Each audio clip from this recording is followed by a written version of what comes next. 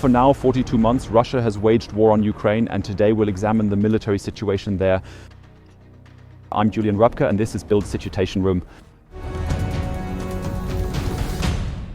And we start in the east of the country. The battle for the Donbas is raging there, especially since dictator Vladimir Putin said yes, he wants the Donbas as a gift. He wants a Ukrainian withdrawal. He himself launched a major offensive in the region, and Ukraine has been trying ever since with additional reinforcements to stop this offensive there.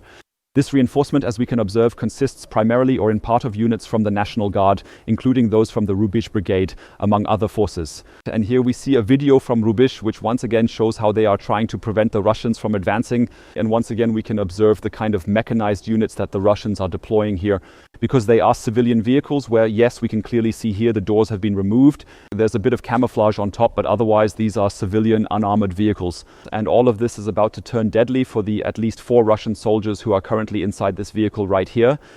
We see how the drone first misses the vehicle by just a few meters. We're about to witness here the drone flying past that exact vehicle.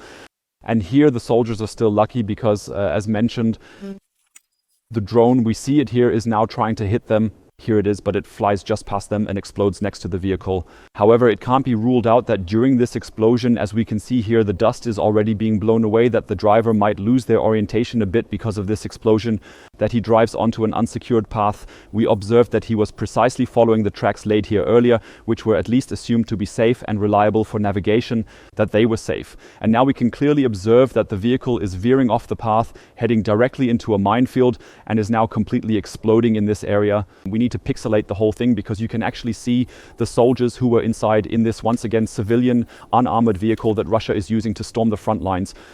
Here everyone was killed. There are also some statements suggesting that the entire incident was in fact an ambush with a mine allegedly planted directly at the location by a drone, according to eyewitness accounts.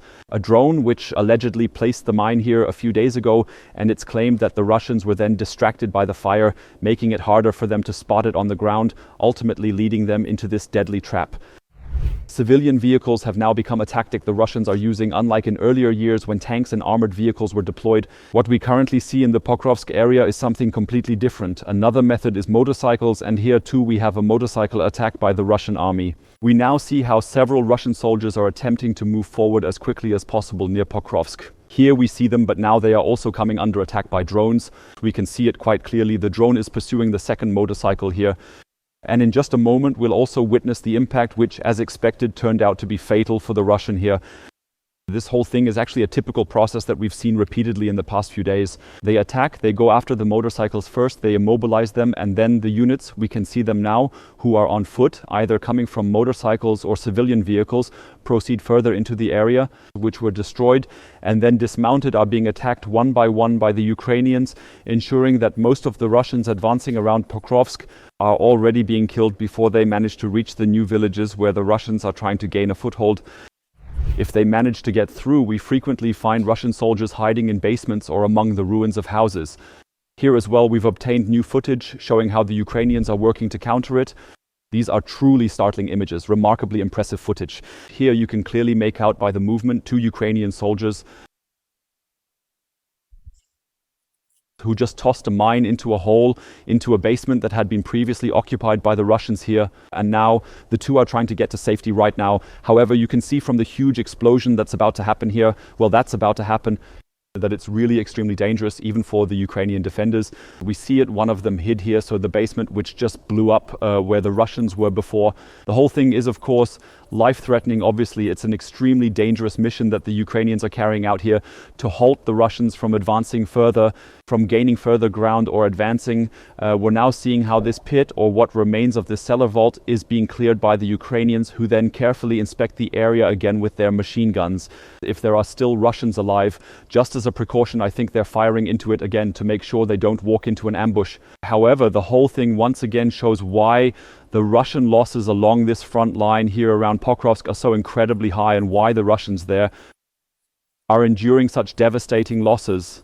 Nevertheless, the Russian army is trying to push forward here. We have a difficult situation around Pokrovsk where, as mentioned at the beginning, both sides are sending in reserves. The Russians are sending more, as we just saw over Selidov was the location, so from here towards the southeast, more and more soldiers are heading in this direction. in order to push forward this wedge that was planned here, if you will, into the area still held by Ukraine in Donetsk, with the goal of further expanding and widening this wedge. Ukraine, as we can see here at the top, is trying to break through at various points. There is also information that several dozen Russian soldiers are encircled here. However, we haven't seen any significant footage of that yet. Up until now, we've only seen perhaps 5 or 6 soldiers who were taken prisoner. At the same time, and this shouldn't be forgotten, the Russians are also trying to increase the pressure on Myrnohrad and Pokrovsk here. It's an extremely challenging offensive that the Russians are advancing here. On one side, it's moving north, trying to widen that wedge. On the other side, it's advancing further west, aiming to disrupt the supply lines. And last but not least, they are of course also trying to advance directly towards Myrnohrad and Pokrovsk to capture these cities and ultimately take them in street fighting. We're moving a bit further southwest, but staying in the Donetsk region, or rather going directly to the border with the Dnipropetrovsk region. And here, according to their own account, the Russian army managed to capture another village. Once again, we are witnessing the relentless attacks here on Zaporizhzhia, the ongoing assaults on Ukrainian positions. It's indeed a very small village, but located within the oblast, specifically the Dnipropetrovsk region. And we can see here how the Ukrainians are being attacked in their various positions. And specifically combing through this forest area, which we've already seen and know well from the various other videos. And in the end, we see the Russians raising their own flag here and allegedly, or according to their own account, have now established a foothold in Zaporizhzhia. We see that it's only about 5-6 houses, the entire village. However, it's a very, very heavily defended area. We saw it before, Ukrainian positions everywhere. Now just these few houses here in this village, supposedly under Russian control. We also want to take a closer look at that on the map. We can clearly see that we're currently located in the Koma region, situated in the southwest of Donetsk. We've marked it here once for clarity. This clearly represents the oblast border. On the top left side, the Dnipropetrovsk area is highlighted. On the right side, we have Donetsk. In this specific region, nearly the entire area has been seized by the Russian army forces. What we just witnessed were recordings captured directly from the border region. That means one of the first villages in the Dnipropetrovsk. This is the one that was captured by the Russian army, and it is indeed, if true, the 4th village that the Russians captured in Dnipropetrovsk. We currently have 2 additional villages in this region now under Russian control, and Zarichne in the north also remains firmly under their control as well. That means if this turns out to be true, and if the Ukrainians also acknowledge it, or we see the fighting shifting further west here, then we would now have the situation that by now 4 villages in the central Ukrainian region of Dnipropetrovsk are under Russian control. We want to take a look at a third and final battleground in the Donetsk region, specifically a bit further to the north. Here, a newly published video by the Ukrainian army unmistakably demonstrates that while they remain actively engaged with tanks on one front, the Russians have undeniably advanced into and taken control of the village of Zarichne. And Zarichne is a village located between these 2 strategic cities. On one side, Kremenna under Russian occupation, and on the other side, Lyman under Ukrainian control. We had already shown in recent days that Torsky, which was the first important village there, where the Russians had increasingly gained a foothold, had advanced, and these recordings could now be located, and we can see that a tank here at the closest distance, so the tank, just to show it briefly again, the tank here just visible, and the Russians right in front of them, presumably in these houses, that this tank is firing at the closest distance. It clearly shows that the Russians have indeed arrived here. We're examining the situation on the map because pinpointing the location reveals it's centered around the village of Zarichne. So the neighboring village of Torske is situated on the left side of a small creek or stream, which effectively divides these 2 villages from each other. And the footage we just saw comes from here in the southern part of Zarichne. That means here it looks like the Russians, with their at least very small units, we saw it again, infantry, no mechanized units or just limited basic units on the ground operating, advancing in civilian vehicles and motorcycles, as if the Russians here have at least gained a foothold in the southern part of Zarichne. And we see that things are getting increasingly dangerous for Luhansk, located here, still about 10 to 12 kilometers away from the front. The Ukrainians are absolutely determined to hold on to this city, as it's vital for maintaining the northern section of Donetsk's fortress belt, which they must keep at all costs, so they can maintain a strong foothold in the north here. From Ukraine, we now turn our attention to Russia, where we'll examine footage that demonstrates how the persistent Ukrainian attacks on refineries are finally having a noticeable effect on the Russian state economy. Because we see that in Russia, huge lines are forming at the gas stations, not just in Russia, but also the occupied areas. On one side in Abkhazia, that small region in Georgia, which has been controlled by Russia since 2008, and on the annexed Crimea side as well, there are recordings that clearly show us that there are massive Lines at gas stations, often with no gasoline available at all. So we see from region to region it's different footage, but it's clear that gasoline is becoming increasingly scarce.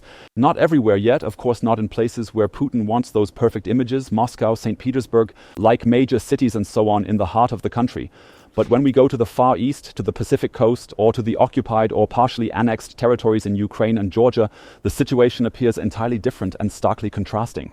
Georgia, we already see these images there. This means there's an acute gasoline shortage in Russia, which naturally is initially impacting the more remote and peripheral regions, which aren't as crucial to Putin. Then we'll see if it continues to spread, potentially moving toward the center.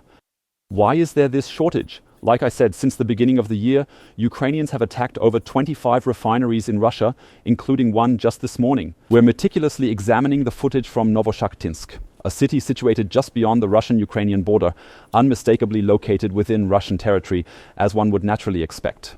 And we're now seeing the footage from last night, these intense fires blazing here. It's yet another refinery that was attacked and successfully targeted, once again by Ukrainian drones that struck here, resulting in a complete shutdown of operations. We'll see that it's still ongoing until this morning. Here we see the situation in the Rostov-on-Don region, specifically in Novochakhtinsk from this morning.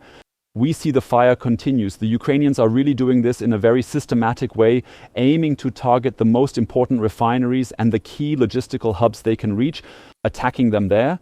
And allegedly, according to Russian reports at least, it's approximately 13% of the refinery capacity that has been destroyed since the beginning of the year in Russia because they were destroyed or damaged. Those 13% make a significant impact as Russia previously held vast raw materials, extracting oil and gas extensively.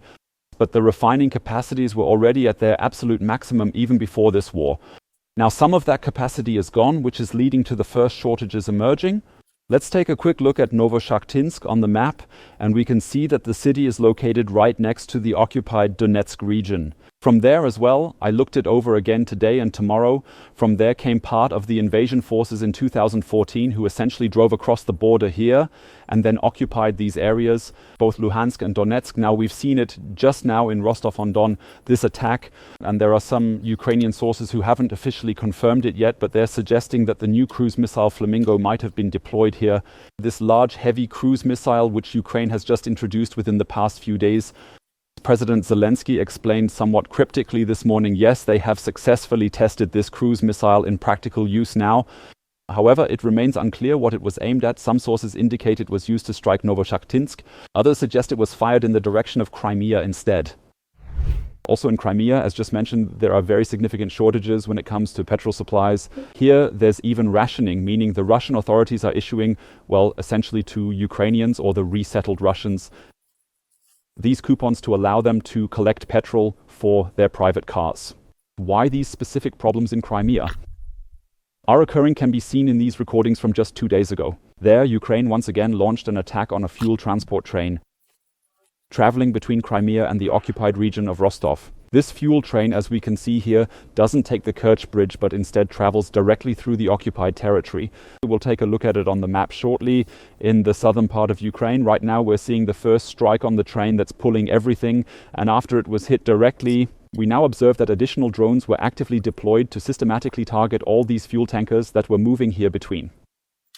Yes, between Russia and the occupied regions of Ukraine for strategic purposes. We also repeatedly see that it's Naftogaz, so these are definitely, or Uralgas, I believe the others are definitely all Russian state-owned companies that have been shipping their fuels here. And we see the complete removal that has happened here. That means we saw it there, Ural on the right side. That means the Ukrainians successfully carried out an attack on this train, completely destroying it in the process. That means all the gasoline that was probably intended here for the occupied regions of Kherson, the occupied region of Zaporizhzhia, and also for Crimea, was now destroyed here by the Ukrainian drones. And the whole thing, we'll see it shortly on the map, is particularly noteworthy because the Russians simply didn't expect it, that they would be attacked this far behind the front lines by these small quadcopters. That means the Ukrainians didn't just manage to cover this large distance. We'll see it in a moment. It's about 35 kilometers with these small drones, but they also succeeded in defeating the entire Russian electronic defense measures, meaning all the electronic warfare systems deployed here to successfully overcome them. Either because it was destroyed in advance by Ukrainian forces or because the Ukrainians successfully identified frequencies that the Russians are currently unable to jam effectively. Let's take a quick look at the map and see the attack actually occurred right here in the general vicinity of Tokmak. And Tokmak, as mentioned, is about 35 kilometers behind the current front line, or roughly 30 kilometers. The attack was launched to the southwest and southeast of the city, right around the area where the Ukrainians carried out their strike. You can see it here in the corner, those 35 kilometers I just mentioned. And the first few kilometers are obviously right in the front line. That means you probably can't launch all these drones there. We're assuming that these drones were actually launched in the Orikhiv area, the first city that's held here by the Ukrainians. And we're seeing an absolute coup for the Ukrainian army, who managed to secure this route, which runs approximately here, roughly here towards Melitopol, further south, to attack that route. This isn't the first time, but the Ukrainians don't manage to successfully attack these trains there very often. Because, as I just mentioned, on one hand, the range of the drones used has to be relatively large, but on the other hand, the Russians are also doing an extreme amount in terms of electronic warfare here to defend. Finally, we want to take a look at another video from Zaporizhzhia. The Ukrainian Air Force once again launched an attack on a Russian command post, specifically in the area of Myrn. In Myrn, a village situated just 5 or 6 kilometers south of the front lines, closer than the recent drone strike areas, but still significant. We see this here, so likely a drone station. Here we see the various antennas that have been set up. A Russian drone position set up to launch attacks on the front lines from this location. We're once again witnessing a MiG-29 as it prepares to release its AASM-250 bombs, which were delivered from France in this specific area. And like I mentioned, we're observing it here. They're glide bombs. That means they lack their own propulsion, but they quickly deploy their wings and then glide toward the target here in Myrn, just south of the front line. And they're also resulting in direct hits and the destruction of this Russian position, as we can see very clearly here.